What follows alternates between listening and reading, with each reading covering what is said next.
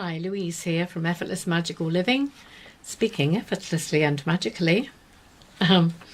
So I wanted to, in this second video, talk to you about what you're creating in your life is based on where you're coming from.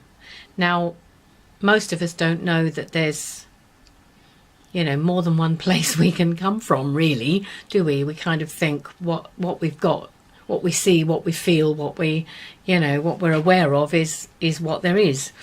But there are two places we can come from, and one is our identity or our ego.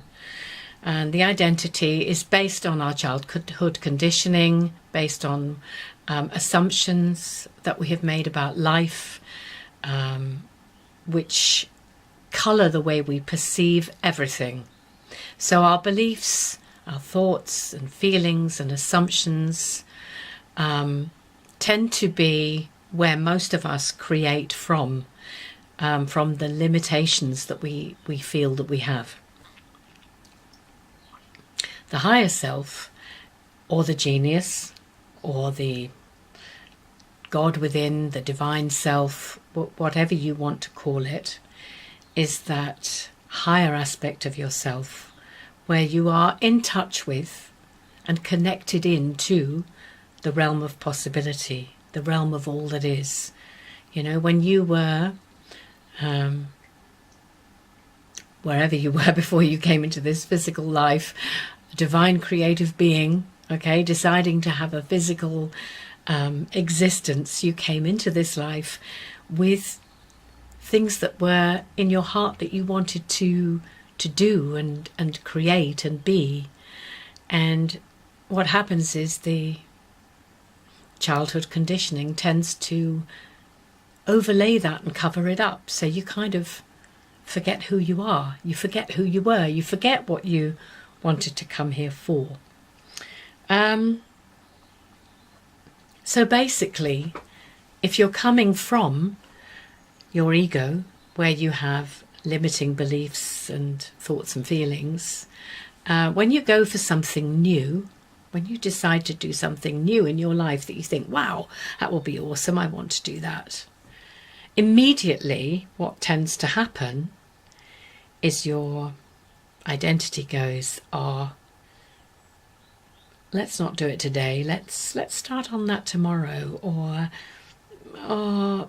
okay, well, maybe I'm not in the right place yet. Maybe I've got to, achieve X, Y, and Z before I can do that. Because you see, the identity always thinks that there's other things to fix or to complete about ourselves before we can actually have what we want, what we would love to have. Connecting with your higher self is about quietening your mind, connecting with your visions of what you would love, and allowing the quiet voice of the intuition to inform you about actions to take, things to do. Your identity, of course, is concerned only with what do I have to do.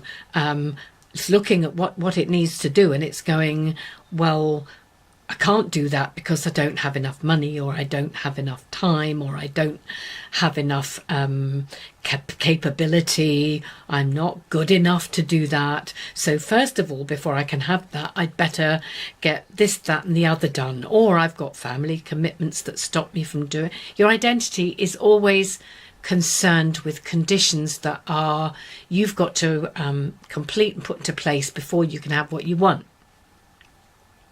Does that sound familiar? But your higher self, the quiet voice of your intuition, that place of creativity and imagination, is all about just focusing on your vision and making the emotion of your vision your priority, where you use your will to try and stay there as much as you can, because that is what is going to allow your intuition to come to you, to inform you of inspired action steps that you can take that will make those things happen. So the extra bit to this is there's the subconscious mind too, which the subconscious mind is like your garden. So when you plant seeds in your garden and you water them and you take out the weeds and make sure there's no weeds in the way, and you just focus on getting rid of the weeds and watering your seeds, what you're going to get is beautiful flowers. Well, your subconscious mind works in the same way. Your visions are your seeds, okay, and they become planted in your subconscious mind. And if you don't tend to those visions and nurture them and water them and give them energy, what happens are the weeds take over. Yeah, and the weeds are the habitual thoughts and feelings and emotions and limiting beliefs associated with the identity. So it's kind of like, you know, your subconscious mind is going to say yes to creating whatever it is that holds the most energy, which is emotional, which is connected with your emotional vibration, the most energy attached to it. So you go for something, you think, wow, this is a good idea, you want to do that. And you get your seeds in there. But then suddenly the fear comes up from your identity. Suddenly an outside event happens that you absolutely have to attend to and takes you off your path. Suddenly things happen to stop you from doing it. You know, there's always stuff that comes up, and we assume from that we can't, you know, we have to tend to that first before we can tend to our vision, and we get stuck in all those lower vibrational emotions and feelings and beliefs and thoughts, and that's where we stay. Okay, so it's kind of like, yeah, because those thoughts and feelings and emotions therefore have more energy attached to them than the energy attached to our vision, right? Then that's what we will always create more of. We will always create more of what we believe is possible, what we assume is true, rather than being in the emotion of our vision. And that it requires will to do that. It requires you to turn away from the evidence of your reality, your current reality. Your current reality, you need to see it and observe it and go, yep, okay, that's my current reality. But despite whatever else I've got to take care of that I've got to do, or whatever other work that I need to do, or the job I'm doing, whatever else is going on for me, what I need to do, and what I can do, is to stay determinedly in the energy of the emotion of my end result that I really want in my life. So I hope that that's kind of clear, you know, that you can either come from your limiting thoughts and feelings and emotions, or you can come from the elevated emotional states connected with your higher self.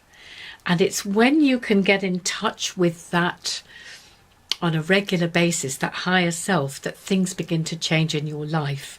So if you don't already meditate, I suggest, you know, taking time out in your day, preferably first thing in the morning, to quieten your mind. And at first it's hard to quieten your mind, but after a while of just sitting, you kind of, you get there. And it doesn't matter if you don't, because practicing just makes it happen more and more easily. And in that state, when you can quieten your mind and get in touch with the visions and the emotions of what you would love to have in your life, that's when you step into living effortlessly and magically a bit more. And it's a work. It's a work.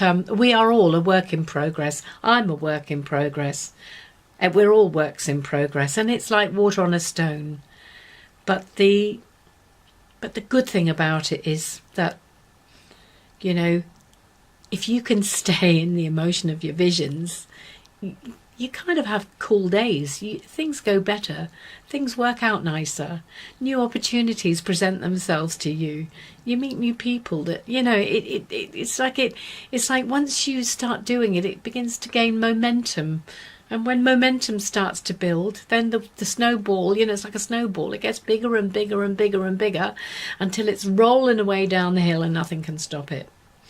And, you know, my snowball's getting bigger bit by bit. So, anyway, thank you for watching. And greetings and blessings to you all. And see you next time. Bye.